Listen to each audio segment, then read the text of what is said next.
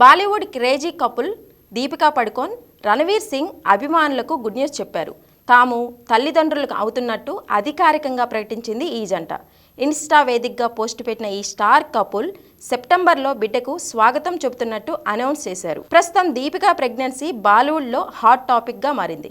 దీపికా, రణవీర్లకు సెలబ్రిటీలు, fans, netizens శుభాకాంక్షలు చెబుతూ కామెంట్స్ పెడుతున్నారు.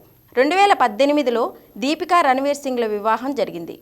చాలా రోజుల నుంచి దీపికా ప్రెగ్నెన్సీపై రూమర్స్ వైరల్ అయ్యాయి. రీసెంట్గా జరిగిన బాఫ్టా అవార్డ్స్ 2024 కార్యక్రమంలో దీపికా పాల్గొన్నారు. ఆ సందర్భంగా చీరకట్టులో కనిపించిన ఆమె బేబీ బంప్ను కవర్ చేసిందంటూ టాక్ వినిపించింది. తాజాగా అందరూ ఊహించినట్టుగానే తాను తల్లి కాబోతున్నట్టు ప్రకటించింది దీపిక. 2013లో వచ్చిన రామ్లీలా సినిమా కోసం దీపిక, రణవీర్ కలిసి పనిచేశారు. ఆ సమయంలోనే దీప్, వీర్ ప్రేమలో పడ్డారు.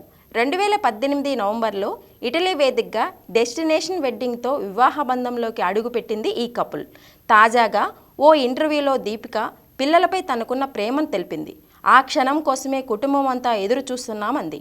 అలాగే తమ పిల్లల్ని సెలబ్రిటీ స్టేటస్తో సంబంధం లేకుండా చాలా సింపుల్గా, మంచి విలువలతో పెంచాలనుకుంటున్నామని తన మనసులోని మాటను బయటపెట్టింది. ఇక దీపిక సినిమాల విషయానికి వస్తే ప్రస్తుతం కల్కి 2898 AD చిత్రంలో నటిస్తోంది.